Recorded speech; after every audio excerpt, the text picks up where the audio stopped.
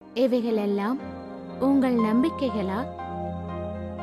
பதட்டப்படுவது என்பது இயற்கையானது. கோபப்படுவது அவசியமான ஒன்று. மகிழ்ச்சி என்பது நிபந்தனைகளுக்கு உட்பட்டது.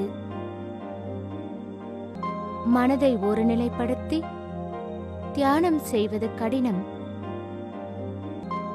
உங்களைப் பற்றிய உண்மைகளை அறிந்து கொள்ளுங்கள். அமைதி, மகிழ்ச்சி, அன்பு இவற்றை யதார்த்தமாக்குங்கள். விடியலை வரவேற்போம் பிரம்மகுமாரிகளுடன். ஓம் சாந்தி. விடியலை வரவேற்போம் பிரம்மகுமாரிகளுடன் நிகழ்ச்சிக்கு உங்களை அன்புடன் வரவேற்கிறோம். இந்த முழு தொடரின் மூலம் நீங்கள் பலவிதமான விஷயங்களை தெரிஞ்சுக்கிட்டு இருப்பீங்க. இப்போ பார்த்தீங்கன்னா இந்த நிகழ்ச்சியை இன்னும் நிறைய நேயர்கள் பார்க்க ஆரம்பிச்சிருக்காங்க. அவர்களையும் இந்த நிகழ்ச்சிக்கு அன்புடன் நாங்கள் வரவேற்கிறோம். வாழ்க்கையின் ஒவ்வொரு காலகட்டத்திலும் பல்வேறு தடங்குகள் ஏற்படுகின்றது, பல்வேறு சூழ்நிலைகள் ஏற்படுது. சில நேரங்களில் அதை தாண்டுவதற்கு நாம் என்ன செய்வது என்று தெரியாமல் நாம் திணறி விடுகிறோம். அதை தாண்டும் முயற்சியில் நாம் சலிப்படைந்து விடுகிறோம். இந்த நிகழ்ச்சியின் மூலமாக இது மாதிரி சூழ்நிலைகளை தாண்டுவதற்கு நம்முடைய சிந்தனையில், நம்முடைய எண்ணங்களில் ஏதாவது மாற்றங்கள் ஏற்படுத்த சாத்தியமா? சுலபமாக அந்த தடைகளை தாண்டுவதற்காக நாம் என்ன செய்ய வேண்டும் என்பதை நம்முடன் பேசுவதற்காக வந்திருக்கிறார்கள் பிரம்மகுமாரி சகோதரி ஜெயா அவர்கள். ஓம் சாந்தி சிஸ்டர். ஓம் சாந்தி. இந்த நிகழ்ச்சியை நிறைய பேர் பார்க்க ஆரம்பிச்சிருக்காங்க. நீங்களும் நிறைய பேரை சந்திச்சுட்டு வரீங்க. இவர்களை சந்திக்கும் இந்த அனுபவத்தில் உங்களுடைய அனுபவத்தை நீங்கள் எங்களுடன் பகிர்ந்துக்கோங்க. இது ரொம்ப ஒண்டர்ஃபுல்லாக இருந்தது அப்படின்னு தான் சொல்லணும். பல சகோதரிகள் என்ன சொல்லியிருக்காங்கன்னா, அவர்களுடைய சிந்தனையில், சிந்திக்கும் விதத்தில் மாற்றம் ஏற்பட்டிருக்கு அப்படின்னு சொல்லியிருக்காங்க. இது வரைக்கும் நாம் எல்லோருமே ஒரு குடும்பத்தினுடைய அங்கத்தினராகவே ஆயிட்டோம் அப்படின்னு சொல்லியிருக்காங்க. குடும்பம் அப்படின்னா என்ன? எல்லோருடைய சிந்தனையும் ஒரே மாதிரி இருக்கிறது, முரண்பாடுகள் இல்லாமல் இருக்கிறது தான் குடும்பம் அப்படின்னு. ஸோ இப்போ இருக்கிற சகோதரிகளுடைய சிந்தனைகளில் மாற்றங்கள் ஏற்பட்டிருக்கு. இது வரைக்கும் ஒரு எண்ணமாக மட்டுமே இருந்தது, சிந்தனையாகவே இருந்தது. பரமாத்மாவை நினைப்பது என்பது ஒரு எண்ணமாகவும் ஒரு சிந்தனையாகவும் மட்டுமே இருந்தது அப்படின்றது இப்போது சாத்தியம், நடைமுறையில் செய்ய முடியும் அப்படின்னு எழுதியிருக்காங்க. பலருடைய வாழ்க்கையில் பல்வேறு மாற்றங்கள் ஏற்பட்டிருக்கு அப்படின்னு சொல்லியிருக்காங்க. இந்த நிகழ்ச்சியை பார்க்குறோம், இதை கேட்குறோம். இதில் கேட்குற விஷயங்களை அடுத்த நாள் நம்முடைய வாழ்க்கையில், நம்முடைய குடும்பத்தில், நம்முடைய அலுவலகத்தில், நம்ம பார்க்குற சூழ்நிலைகளில் அதை எடுத்துகிட்டு போய் இம்ப்ளிமெண்ட் பண்ணும்பொழுது, நடைமுறைப்படுத்தும் பொழுது இது சாத்தியம். இதை போல் நாம் செய்ய முடியும் அப்படின்ற ஒரு நம்பிக்கையில் பண்ணுறாங்க. எனக்கு தெரிஞ்சு பல பேர் என்ன சொல்லியிருக்காங்கன்னா, இந்த நிகழ்ச்சியை பார்க்கும் பொழுது ஒரு நோட் புக் எடுத்து வச்சுட்டு அதில் குறிப்பெடுத்துக்கிட்டு என்னென்ன செய்யணும், எப்படிப்பட்ட மாற்றங்களை நாம் உருவாக்கணும் அப்படின்றதையெல்லாம் இம்ப்ளிமெண்ட் செய்யறதுக்காக நிறைய முயற்சிகளை எடுத்துட்ருக்காங்க. இப்போது இதுவரைக்கும் செஞ்சுட்டு இருந்த சகோதரிகள் தவிர இனிமே யாரெல்லாம் முயற்சி எடுக்காமல் இருக்கிறாங்களோ அவங்கக்கிட்ட எல்லாம் நம்ம சொல்கிறது என்னென்னா, ப்ரோக்ராமை பார்க்குறோம், ரொம்ப நல்லா இருக்குது, இந்த ஞானம் புரியுது, இந்த தகவல்கள் ரொம்ப நல்லா இருக்குது எல்லாமே சொல்கிறாங்க. ஆனால் தகவல்கள் தெரிஞ்சிருக்கு, ஆனால் எங்களால் வாழ்க்கையில் நடைமுறைப்படுத்த முடியல அப்படின்றவங்களுக்கு நம்ம சொல்கிறது ஒன்று தான், நன்றாக இருக்குது அப்படின்னு விட்டுறாதீங்க. ஏன்னா பரமாத்மாவினுடைய இந்த ஞானம் என்பது அனைவருக்காக. அது மிகவும் சுலபமான விஷயம், மிகவும் எளிதான விஷயம், ரொம்ப அழகான விஷயம். ஆனால் எப்போ நம்முடைய வாழ்க்கையில் அதை எடுத்துகிட்டு போய் அதை ப்ராக்டிக்கலாக நடைமுறைப்படுத்துறதுக்கு முயற்சி செய்கிறோமோ அப்போ தான் அந்த அதிசயம் என்பது நிகழும். ஸோ எல்லோருமே அதை முயற்சி செஞ்சு தன்னுடைய வாழ்க்கையில் நடைமுறைப்படுத்துறதுக்கு முடியணும். இப்போ ஒரு சில பேர் ப்ரோக்ராமை பார்க்குறாங்க, ரொம்ப நல்லா இருக்குது, தகவல்கள் ரொம்ப நல்லா இருக்குதுன்னு சொல்கிறாங்க. ஆனால் ஒரு சில விஷயங்கள் சாத்தியம், ஒரு சில விஷயங்கள் சாத்தியம் இல்லை, இதெல்லாம் பேசுகிறவங்களுக்கு சரியாக இருக்கும் அப்படின்லாம் சொல்லிட்டு விட்டுடுறாங்க. ஆனால் நாம் அவங்கக்கிட்டெல்லாம் சொல்கிறது என்னென்னா, முயற்சி செய்வதற்கு முன்னால் முடிவெடுக்காதீங்க. இந்த தகவல்களை எடுத்துக்கோங்க, வாழ்க்கையில் கொண்டு போய் முயற்சி செஞ்சு பாருங்கள், அதுக்கப்புறமா முடிவு செய்யுங்க இது சாத்தியமா இல்லையா அப்படின்னு. இது வரைக்கும் நாம் சூழ்நிலைகளை பார்த்துட்டு இருந்தோம், மற்றவங்களை பார்த்துட்டு இருந்தோம், ஆனால் நம்மை நாம் பார்த்ததே இல்லை. இப்போது நம்மை நாம் பார்க்க முடியும் அப்படின்றது தான் நம்ம தெரிஞ்சுக்கிட்டோம். நம்மை நாம் பார்க்கும் பொழுது நம்முடைய கவனம் முழுவதும் நம்ம மேலே இருக்குது. அப்போது நம்ம மேலே என்ன குறைகள் இருக்குது, நம்ம எதை சரி செய்யணும் அப்படின்றதுல நம்மளால் வேலை பண்ணவும் முடியும். ஸோ இந்த ப்ரோக்ராமை பார்த்துட்டு எதெல்லாம் உங்களுக்கு புரிகிறதோ அந்த விஷயங்களை அடுத்த நாள் உங்களுடைய வாழ்க்கைக்குள்ள, உங்களுடைய குடும்பத்தில் நடைமுறைப்படுத்துங்க, உங்களுடைய அலுவலகத்துக்கு எடுத்துகிட்டு போங்க, உங்களுடைய தொடர்பில் வர்றவங்க கிட்ட இதை நடைமுறைப்படுத்தி பாருங்கள். நிச்சயமாக அதிசயங்கள் என்பது ஏற்படும். இந்த நிகழ்ச்சியை பார்த்துட்டு இருக்கிற நீங்களுக்கும் சரி, எனக்கும் சரி, நம்மை நாமே பார்க்க முடியுமாங்கிறது ஒரு கேள்விதான். ஆனால் அது கண்டிப்பாக சாத்தியம் அப்படின்னு நீங்கள் சொல்லியிருக்கீங்க. நம்மை நாமே பார்க்க முடியும் அப்படின்றது தான் ரொம்ப முக்கியமான விஷயம். எப்போ நம்முடைய கவனம் முழுவதும் நம்ம மேலே இருக்கோ, அப்போது நம்ம மேலே நம்மக்கிட்ட என்ன குறைகள் இருக்குது, நம்ம எதை சரி செய்யணும் அப்படின்றதுல கவனமாக இருப்போம். நம்முடைய வாழ்க்கையில் பல பிரச்சனைகள் வருது, சூழ்நிலைகள் நிறைய வருது. இப்போ தான் ஒரு பிரச்சனை வந்திருக்கு, இல்லை ஒரு சூழ்நிலை வந்திருக்குன்னு வச்சுக்குவோம். அதுக்காக நாம் தயார்படுத்திக்கிறோம், அதுக்காக மனோபலத்தை நாம் தயார்படுத்திக்கிறோம். அதை நம்ம செஞ்சுட்டு இருக்கும் பொழுதே அடுத்த சூழ்நிலை வந்துடும். நம்ம ரொம்ப கஷ்டப்பட்டு இந்த சூழ்நிலையை தாண்டறதுக்காக நம்ம எதெல்லாம் செஞ்சோமோ அடுத்த சூழ்நிலையோ இல்லை அடுத்த பிரச்சனையோ இதை விட மிக பெரிதாக இருக்கும். நமக்கு என்ன செய்யறதுன்னே தெரியாது. அப்படி நாம் நின்றுடுவோம். வாழ்க்கையை பற்றி தெரிஞ்சுக்கிட்டோம், சூழ்நிலைகளை பற்றி தெரிஞ்சுக்கிட்டோம். இந்த சூழ்நிலைகளை பொதுவாக நாம தான் காரணமாக இருக்கிறோம். ஒரு தனி மனிதன் வாழ்க்கையானாலும் சரி, உலக அளவில் பார்த்தாலும் சரி, இந்த சூழ்நிலைகள் மாறுபட்டுகிட்டே இருக்குது. அந்த சூழ்நிலைகள் மிக வேகமாக ஏற்பட்டுகிட்டே இருக்குது. ஆனால் சில நேரம் அந்த சூழ்நிலைகளை நம்ம பொருட்படுத்தாமல் செல்கிறோம். சில நேரங்களில் அந்த சூழ்நிலைகளை எதிர்கொள்ள முடியாத அளவு நம்ம தடுமாறுறோம். அந்த நேரத்தில் பார்த்திங்கன்னா நமக்கு ஒரு இன்செக்யூரிட்டி, நமக்கு ஒரு பயம், பயப்பட ஆரம்பிச்சிடுறோம். இது மாதிரி சூழ்நிலைகள் மேல் சூழ்நிலைகள் நம்மளை பயமுறுத்த ஆரம்பிக்கும் போது அந்த மாதிரியான காலகட்டத்தை நாம் எப்படி சமாளிக்கணும்? இப்போ தான் நாம் ஒரு சூழ்நிலையை சமாளிக்கிறதுக்காக நம்முடைய மனோபலத்தை சரி செஞ்சுருப்போம். அதை சந்திப்பதற்காக நம்ம தயாராக இருப்போம். அதுக்குள்ளேயே அடுத்த சூழ்நிலை வரும், அது மிகவும் சவாலாக இருக்கும். நம்மால் என்ன செய்யறதுன்னே தெரியாமல் போயிடும்.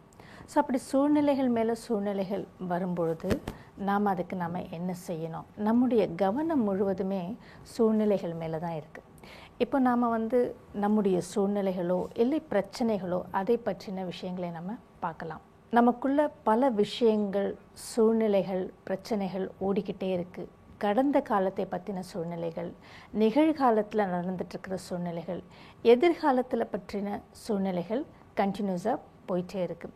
இப்போ நீங்கள் பார்த்தீங்கன்னா இன்றைக்கி நல்ல வேலையில் தான் இருப்பாங்க, ஆனால் நாளைக்கு இந்த வேலை இருக்குமா இருக்காதா அப்படின்ற ஒரு பயத்தை உருவாக்கி கொண்டு, அப்படின்ற ஒரு எண்ணத்தை உருவாக்கி கொண்டு அதை ஒரு சூழ்நிலையாக நினைத்து கொண்டு இருப்பாங்க. இந்த மாதிரி எண்ணங்கள் உருவாகும் பொழுது அந்த சூழ்நிலைகளை சந்திப்பதற்கு நம்மை நாம் தயார்படுத்தி கொள்ள வேண்டும். இப்போது நம்ம சூழ்நிலைகளை பற்றி பார்ப்போம். நமக்கு முக்கியமாக 2 விஷயங்கள் சூழ்நிலைகளாக ஏற்படுகிறது. ஒன்று நம்முடைய குடும்பம் இல்லை ஃபேமிலியில் ஏற்படுற சூழ்நிலைகள், இன்னொன்று நம்முடைய பிஸ்னஸ், நம்முடைய ப்ரொஃபஷன், அந்த லெவலில் ஏற்படுற சூழ்நிலைகள். இப்போ பல்வேறு சூழ்நிலைகளும் வந்தாலும் இந்த 2த்துலேருந்து தான் வருது. இப்போ உதாரணத்துக்கு நாம் என்னென்ன மாதிரியான சூழ்நிலைகளை நாம் சந்திக்கிறோம் அப்படின்றத பற்றி நம்ம ஆராய்ந்து பார்ப்போம். இப்போ நீங்கள் அலுவலகத்திற்கு போகிறீங்கன்னு வச்சுக்கோம். இப்போது அலுவலகத்திற்கு போகும்போது எப்படிப்பட்ட சூழ்நிலைகள் வருது, உங்களுடைய குடும்பத்தில் நீங்கள் இருக்கும்பொழுது எப்படிப்பட்ட சூழ்நிலைகளை நீங்கள் சந்திக்க வேண்டியிருக்கு. அதாவது ஒவ்வொரு மனிதனுக்கும் சூழ்நிலைகள் 2 இடங்களில் ஏற்படுது முக்கியமாக. அதாவது ஒன்று குடும்பத்தில் ஏற்படுற சூழ்நிலைகள், இன்னொன்று அவர்கள் வேலை பார்க்கும் அலுவலகத்தில் ஏற்படுற சூழ்நிலைகள். இப்போ எக்ஸாம்பிளுக்கு என்ன எடுத்துக்கிட்டிங்கன்னா, என்னுடைய அலுவலக சூழ்நிலையை பற்றி பேசுகிறேன். நான் ஒரு மீடியா பர்சன். இப்போ ரெசெஷன் பீரியட் அப்படின்னு சொல்லி வரும்போது என்னுடைய அலுவலகத்தில் பணியாற்றி அந்த வேலை செய்கிற நிறைய ஊழியர்களை என்ன பணி நீக்கம் செஞ்சுருவாங்க. அந்த வேலை சம்பளத்தை நம்பி அவங்களுடைய குடும்பம் இருக்கும். அதை வச்சு நிறைய லோன் வாங்கியிருப்பாங்க, நிறைய விட்ட கடன் வாங்கியிருக்காங்க, நிறைய கமிட்மெண்ட் வச்சுருப்பாங்க. திடீர்னு சொல்லிட்டு ரெசெஷன் பீரியட்னு சொல்லிட்டு அவங்கள வேலையை விட்டு அனுப்பும்போது அந்த மாதிரியான சூழ்நிலைகள் அவங்க எப்படி சமாளிப்பாங்க, அந்த சூழ்நிலைகள் அவங்க எப்படி வெளியே வருவாங்க? நம்ம சூழ்நிலைகளை சவால்னு சொல்லலாம், இல்லை பிரச்சனைகள்னு சொல்லலாம். எப்படி இருந்தாலும் சூழ்நிலைகளை தாண்டி போவது அப்படின்றது தான் நம்முடைய குறிக்கோள். இப்போ நீங்கள் பொருளாதாரத்தின் ரீதியில் சரிவு, ரிசெஷன்னு சொல்லும் பொழுது அது மீடியா பர்சன் அப்படின்றது மட்டும் இல்லை, இந்த பொருளாதாரத்தினுடைய இந்த சரிவு அப்படின்றது அனைத்து வர்க்கத்தில் இருக்கிறவங்களையும் நிச்சயமாக பாதிக்கும். ஏன் ஒரு சாதாரண கட்டிட தொழிலாளியை கூட நிச்சயமாக அது பாதிக்கும். அந்த மாதிரியான நேரங்களில் நம்முடைய மனதின் நிலை என்பது நிச்சயமாக பாதிக்கும். அதற்காக நம்மை நாம் தயார்படுத்திக் கொள்வது என்பது நிச்சயமாக அவசியம். சிஸ்டர், இந்த ரெசெஷன் பீரியடில் பார்த்தீங்கன்னா பலரோட நிலை என்னென்னா அவங்களுடைய சௌகரியமான சூழ்நிலை பாதிக்கப்படுறதானே உணர்றாங்க. அதுதான் முக்கியமான விஷயம். பண ரீதியாகவும் வேலை ரீதியாகவும் ஒரு பாதுகாப்பற்ற தன்மையை உணர ஆரம்பிக்கிறாங்க. இப்போ என்ன பொறுத்தவரையில் பார்த்தீங்கன்னா என்னுடைய வேலை பாதுகாப்பு என்னுடைய மேலதிகாரியை டிபெண்ட் பண்ணி தானே இருக்குது. நம்முடைய சூழ்நிலைகள் மேலதிகாரிகளை பொறுத்து இருக்கலாம், இல்லை நம்ம கூட வேலை பண்ணுறாங்க இல்லையா அந்த கொலீக்ஸை பொறுத்து இருக்கலாம். ஒரு சில சமயம் நமக்கு டிரான்ஸ்ஃபர் ஆகலாம், இல்லை நாம் செய்கிற வேலையினுடைய அந்த ஃபீல்டே மாறி போயிடலாம். ஸோ இது எல்லாமே நமக்கு ப்ரொஃபஷ்னலாக வேலை பார்க்குற இடத்துல உருவாகிற சூழ்நிலைகள் தான். இப்போ ஃபேமிலின்னு எடுத்துக்கிட்டோன்னா அதில் எப்படிப்பட்ட சூழ்நிலைகள் அப்படின்னு சொல்ல முடியுமா? இப்போ பியர் ப்ரெஷர், அதாவது மற்றவர்களுக்காக பலவற்றையும் செய்ய வேண்டிய கட்டாயத்தில் இன்றைய பெற்றோர்களும் இருக்காங்க, குழந்தைகளும் இருக்காங்க. அது மட்டும் இல்லாமல் குழந்தைகளோட கரியரை டெவலப் பண்ணுற பொருட்டு அதற்காக ஆகும் செலவுகள். அடுத்ததாக பார்த்திங்கன்னா விலைவாசி. இன்றைய காலகட்டத்தில் பார்த்திங்கன்னா விலைவாசி விஷம் போல ஏறிக்கிட்டு இருக்கிற இந்த நேரத்தில் அதையும் சமாளிக்க வேண்டிய ஒரு சூழல். அடுத்ததாக பார்த்திங்கன்னா உறவுகள். சில குழந்தைங்களுக்கு பார்த்திங்கன்னா அப்பா மட்டும் இருக்கும், சில குழந்தைங்களுக்கு பார்த்திங்கன்னா அம்மா மட்டும் இருக்கும், சில குழந்தைங்களுக்கு பார்த்திங்கன்னா அப்பா ஏதாவது வெளிநாட்டில் வேலை செய்வாங்க, சில குழந்தைங்களுக்கு பார்த்திங்கன்னா அப்பா அம்மா 2 பேருமே அவங்களுக்குள்ள பிரச்சனைகள் ஏற்பட்டு பிரிஞ்சு போயிருப்பாங்க. இது மாதிரி சூழ்நிலைகளை எப்படி சமாளிப்பது? சூழ்நிலைகள் அப்படின்றது மிகவும் சவாலாக இருக்குது அப்படின்னு தான் சொல்ல முடியும். பல்வேறு விதமான சூழ்நிலைகள். உதாரணத்துக்கு பார்த்திங்கன்னா ஒருத்தருடைய இழப்பு, இல்லை வீட்டில் ஒரு குழந்தையினுடைய இறப்பு, கணவன் மனைவியினிடத்தில் ஏதாவது ஒரு உறவினுடைய பிரிவு, உறவுகளில் விரிசல், இதில் எல்லாத்துலேயுமே ஒருவருடைய இறப்பு என்பது மிகப்பெரிய சூழ்நிலை. அதை நாம் சந்திக்கிறது அப்படின்றதுக்கு நாம் நம்மை முழுவதுமாக தயார்படுத்தி கொண்டே ஆக வேண்டும். இப்போ ப்ரொஃபஷ்னல் லெவல் அப்படின்னு பார்த்திங்கன்னா நாம் ட்ரான்ஸ்ஃபர் ஆகிறது ஒரு சூழ்நிலை. நாம் செய்து கொண்டிருக்கிற அந்த ஃபீல்டுலேருந்து முழுவதுமாக மாறும்பொழுது அதுவும் ஒரு சூழ்நிலை. ஸோ இப்படி பல்வேறு சூழ்நிலைகளாக இருந்தாலும் நம்மால் அதை கடந்து சென்றே ஆக வேண்டும். இப்போது ஒருவரது இழப்பு இல்லை குழந்தையினுடைய இறப்பு அப்படின்றத நம்ம எடுத்துக்கும் போது அந்த சூழ்நிலையை சந்திக்கிறவங்க என்ன சொல்லுவாங்க அப்படின்னா, இதுக்கு மேலே எனக்கு வாழ்க்கை என்பது வேண்டாம், இதுக்கு மேலே நான் எப்படி சந்தோஷமாக இருக்க முடியும், எனக்கு சந்தோஷமாக இருப்பதற்கு எந்த விதமான தகுதியும் இல்லை, என்னால் இதற்கு மேல் வாழ்க்கையை தொடரவே முடியாது அப்படின்ற ஒரு கட்டத்திற்கு நின்றுடுறாங்க. ஸோ இப்படிப்பட்ட சூழ்நிலைகளாக இருந்தாலும் அதையும் நாம் கடந்து செல்லணும், அதையும் நாம் தாண்டி செல்லணும் அப்படின்னா ஒரு சரியான மனநிலை என்பது நிச்சயமாக அவசியம். பொதுவாக சூழ்நிலை வர வரைக்கும் நம்ம எதுவுமே செய்கிறதில்ல. ஆனால் சூழ்நிலை வந்த பின்பு மெதுவாக நமக்குள்ள மன அழுத்தம் தரதூக்க ஆரம்பிச்சிருது. எப்படிப்பட்ட சூழ்நிலையாக இருந்தாலும், அலுவலக ரீதியாக, பொருளாதார ரீதியாக, இல்லை குடும்பத்தினுடைய சூழ்நிலைகள், கணவன் மனைவிக்குள்ள விரிசல், இல்லை பெற்றோர் குழந்தைகள் கிட்ட பிரச்சனை, இப்படிப்பட்ட எல்லா சூழ்நிலைகளிலும் எது ஒன்று பொதுவான விஷயம்? எது பொதுவான விஷயம்னா நான் சொல்லுவேன், இப்படிப்பட்ட சூழ்நிலையில் என்ன நடக்குது? மாற்றம் நடக்கிறது. ஸோ நீங்களே சொல்லிட்டீங்க மாற்றம் அப்படின்னு. ஸோ மாற்றத்திற்கு நாம் தயாராக இல்லை. இது வரைக்கும் நாம் ஒரு கம்ஃபர்ட் ஜோனில் இருக்கோம், ஒரு சௌகரியமான ஒரு நிலையில் இருக்கோம். அதில் ஏதாவது ஒரு சேஞ்ச், ஏதாவது ஒரு மாற்றம் வந்ததுன்னா அதை நாம் ஏற்றுக்கொள்ள தயாராக இல்லை, அதை நாம் விரும்புறதில்லை. இப்போ சூழ்நிலை அப்படின்னு சொல்லும் பொழுது ஜஸ்ட் சேஞ்ச், அதாவது மாற்றம் என்பது மாற்றம்தான். அது எப்படிப்பட்டது, சூழ்நிலை என்பது சவாலாக இருக்குதா இல்லை பிரச்சனையாக இருக்குதா அப்படின்றத பற்றி நாம் பார்க்க போகிறதில்ல. ஆனால் எந்த ஒரு சூழ்நிலையாக இருந்தாலும் ஒரு மாற்றம் என்பது ஏற்படுகிறது. இதுவரையிலும் நான் எப்படிப்பட்ட ஒரு சூழ்நிலையில் இருந்தேனோ அந்த சூழ்நிலை எனக்கு பழகிவிட்டது.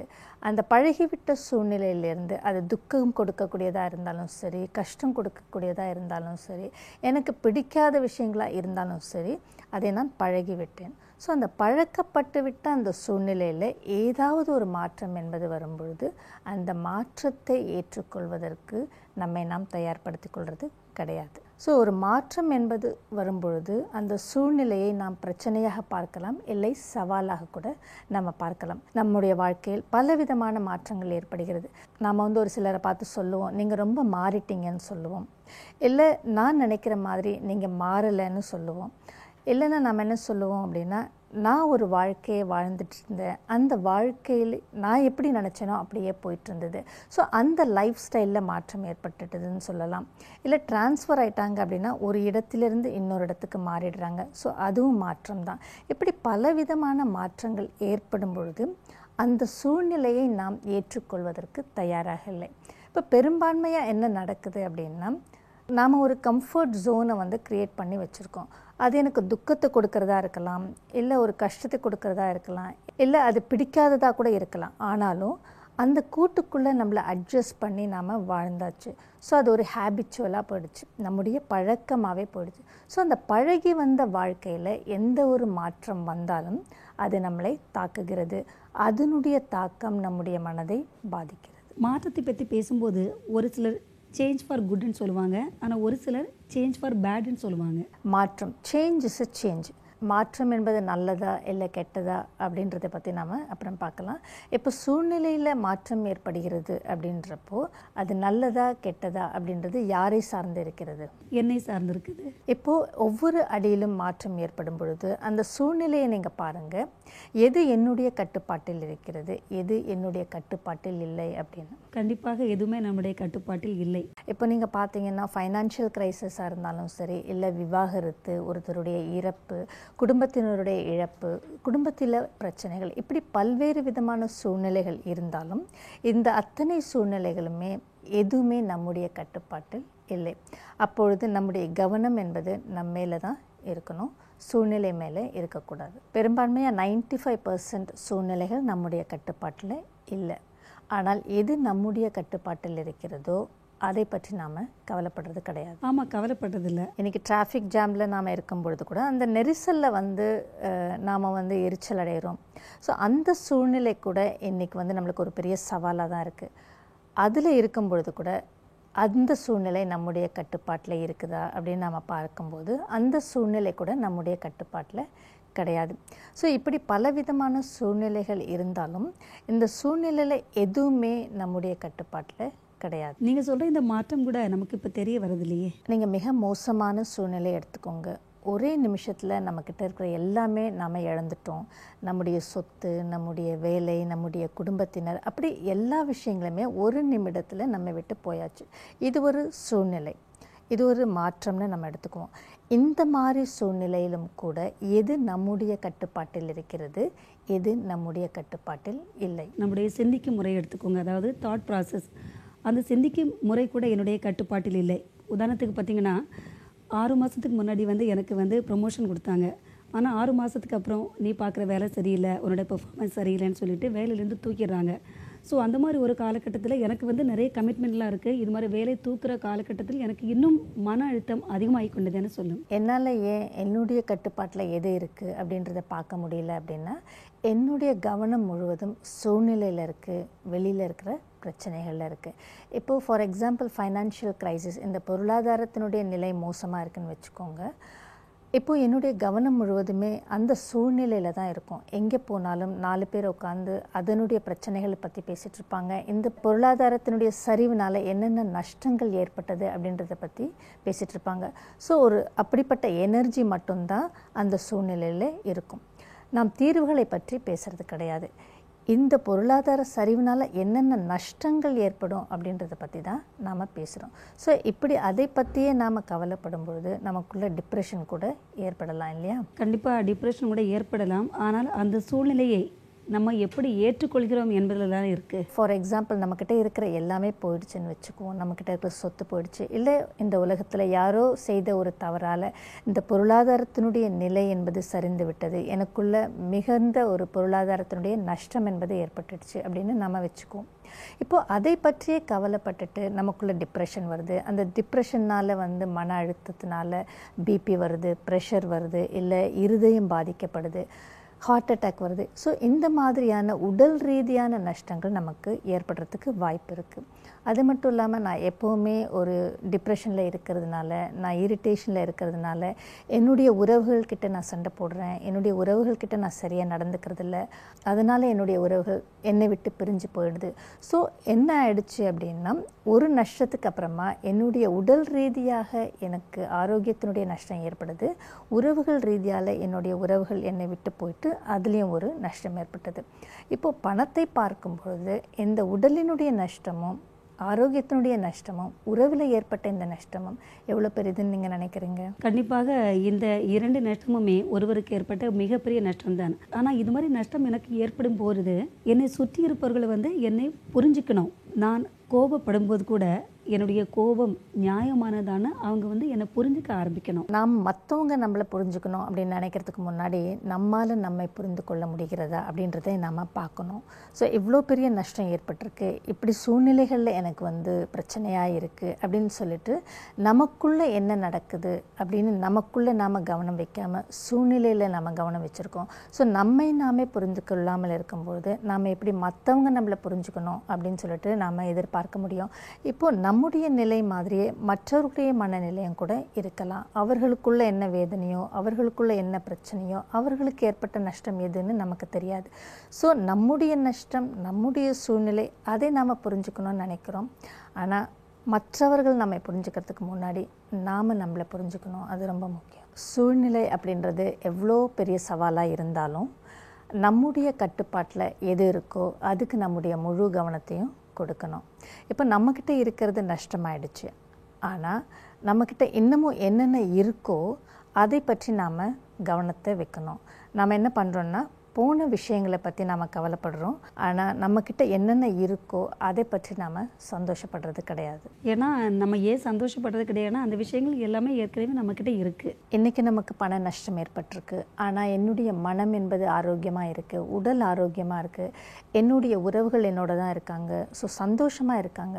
ஸோ இப்படி எல்லா விஷயங்களும் என்னோட தான் இருக்குது அப்படின்றப்போ என்னுடைய கவனம் முழுவதையும் எதெல்லாம் என்னோட இருக்கோ அதன் மேலே வைக்கும் பொழுது என்னால் என்னுடைய பிரச்சனைக்கு கூட நம்மால் தீர்வு காண முடியும். ஆனால் நாம் என்ன செய்கிறோம் அப்படின்னா, சூழ்நிலையில் அதிகமான கவனத்தை கொடுக்கறதுனால ஏன் இப்படி ஏற்பட்டது, எனக்கு ஏன் இந்த நிலை ஏற்பட்டது, எதனால் இப்படியெல்லாம் நடக்குது அப்படின்ற ஒரு கேள்விகளிலேயே நாம் இருக்கும் பொழுது அந்த சூழ்நிலை என்பது நம்முடைய மனதை மிகவும் பாதிக்க செய்கிறது. ஸோ சூழ்நிலை எவ்வளவு பெரிதாக இருக்கிறது, அதை நாம் தீர்வு காணணும், அந்த பிரச்சனைக்கு தீர்வு கொண்டு வரணும் அப்படின்னு நினச்சா கூட நம்முடைய மனநிலை என்பது கொஞ்சமாவது அமைதியாக இருந்து நம்முடைய கவனம் முழுவதும் நம்ம மேலே இருக்கும் பொழுது தான் அந்த தீர்வையும் கூட நாம் காண முடியும். அந்த தீர்வு என்பது எவ்வளவு தூரத்தில் இருக்கிறது அப்படின்றது நம்ம கையில் தான் இருக்குது. இப்போது என்னுடைய மனதின் மேலே நான் கவனம் வச்சு தெளிவாக சிந்திச்சு அந்த பிரச்சனைக்கு ஒரு தீர்வு காண முடியும் அப்படின்றப்போ எந்த ஒரு பிரச்சனையுமே பெரிதாக தெரியறது கிடையாது. இந்த ராஜயோக தியானத்தில் பரமாத்மா என்ன சொல்லி கொடுக்குறாரு அப்படின்னா, நம்முடைய மனநிலை என்பது நம்முடைய கட்டுப்பாட்டில் இருக்கிறது. ஸோ எப்படிப்பட்ட சூழ்நிலையாக இருந்தாலும் நம்முடைய கவனம் முழுவதும் நம்முடைய மனநிலையின் மீது இருக்கும் பொழுது, நம்முடைய மனநிலையை நம்முடைய கட்டுப்பாட்டில் கொண்டு வரும் பொழுது எவ்வளவு பெரிய பிரச்சனையாக இருந்தாலும் அதை நாம் சாதாரணமாக கடந்து விடலாம். இப்போ பிரச்சனைன்னு ஒன்று இருக்குது, அதை பார்த்த உடனே நாம் பலகீனமாயிடுறோம். இப்போ இது ஒரு போர் அப்படின்னு வச்சுக்கும் பொழுது இந்த போரில் நானா இல்லை இந்த பிரச்சனையா, யார் பலசாலியாக இருக்கிறார்கள் அப்படின்றது தான் ரொம்ப முக்கியம். இப்போ நான் வேதனைக்குள்ளாகி நான் பலகீனமாக இருக்கும் பொழுது அந்த பிரச்சனை மிகவும் பலசாலியாக நமக்கு தெரிகிறது. அந்த பிரச்சனை மிக பெரியது அப்படின்னு சொல்லிட்டு நாம் மலைச்சு நின்றுடுறோம். இப்போ நீங்கள் சொல்கிறதெல்லாம் வச்சு பார்க்கும்போது நமக்கு பிரச்சனைங்கிறது எதுவுமே கிடையாது. இட்ஸ் ஒன்லி எ சேஞ்ச், ஒரு மாற்றம் மட்டும்தான் சொல்கிறீங்க நீங்கள். ஒரு சூழ்நிலை அப்படின்றது ஒரு சவால் இல்லை ஒரு மாற்றம், அவ்வளோதான். அதை நாம் ஏன் பிரச்சனையாக பார்க்க வேண்டும், அதை ஏன் நாம் பிரச்சனை என்று சொல்ல வேண்டும்? எப்பொழுதுமே ஒரு மாற்றத்தை பிரச்சனை அப்படின்று பார்க்குறதே நமக்கு பழக்கமாகி போய்விட்டது. ஒரு மிக அழகான வாசகம் எனக்கு ஞாபகம் வருது.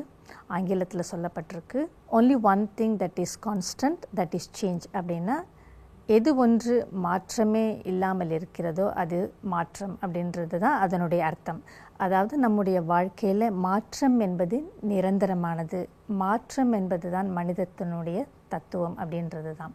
ஸோ மாற்றங்கள் வரும்பொழுது அதை நாம் ஏற்றுக்கொள்கிறதுக்கு தயாராக இருக்கும் பொழுது அது நமக்கு ஒரு பிரச்சனையாக தெரிவதில்லை. நீங்கள் இப்போ சொன்னீங்க சேஞ்ச் இஸ் கான்ஸ்டன்ட் அப்படின்னு சொல்லிட்டு, அது கூட இன்னொரு வாசகம் கூட இருக்கே, சேஞ்ச் இஸ் ஆல்வேஸ் குட் அப்படின்னு இருக்கு இல்லையா? ஸோ மாற்றம் என்பது நல்லதா கெட்டதா, அதாவது சேஞ்ச் அப்படின்றது குட் ஆர் பேட், அதை நாம் எப்படி பார்க்குறோம் அப்படின்றதுல தான் இருக்குது.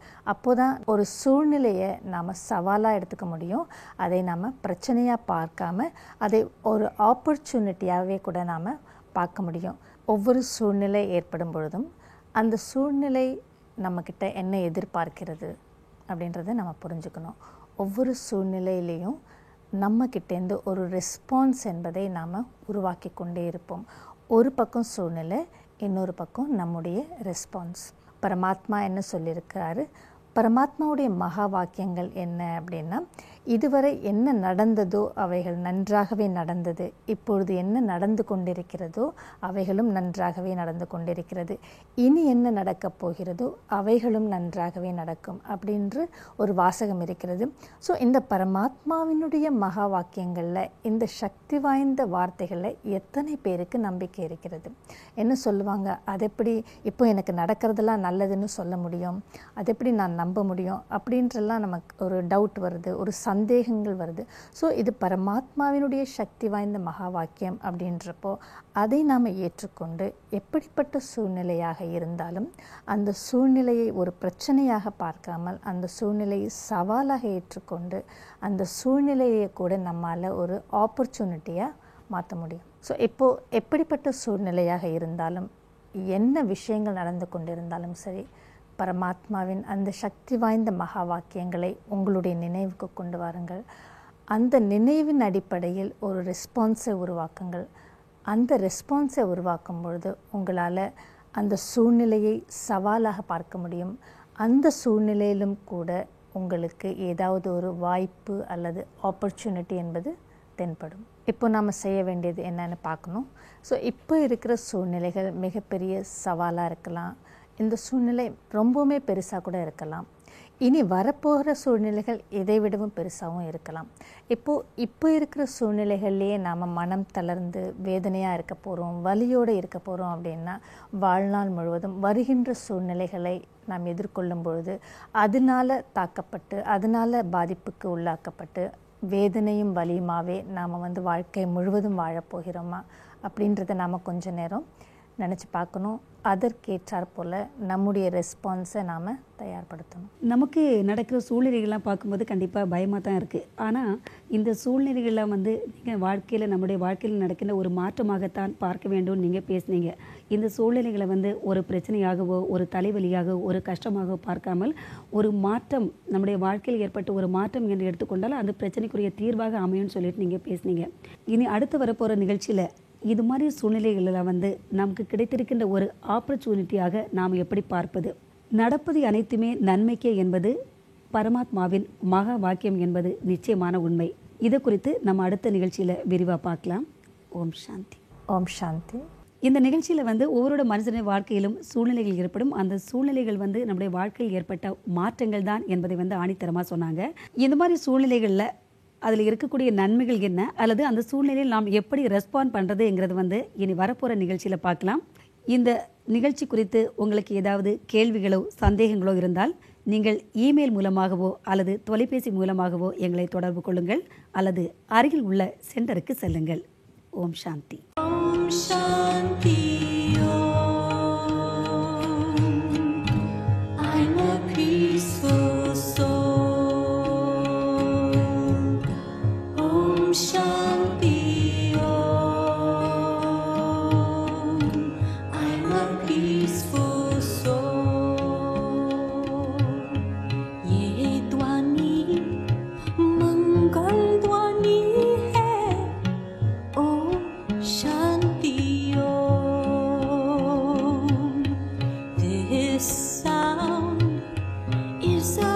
Sacred sound, Om Shanti Om.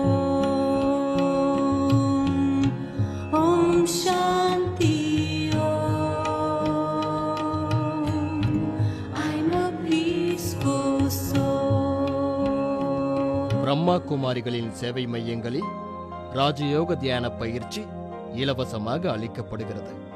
நாள்தோறும் 1 மணி நேரம் 7 நாட்களுக்கு இந்த பயிற்சி அளிக்கப்படுகிறது.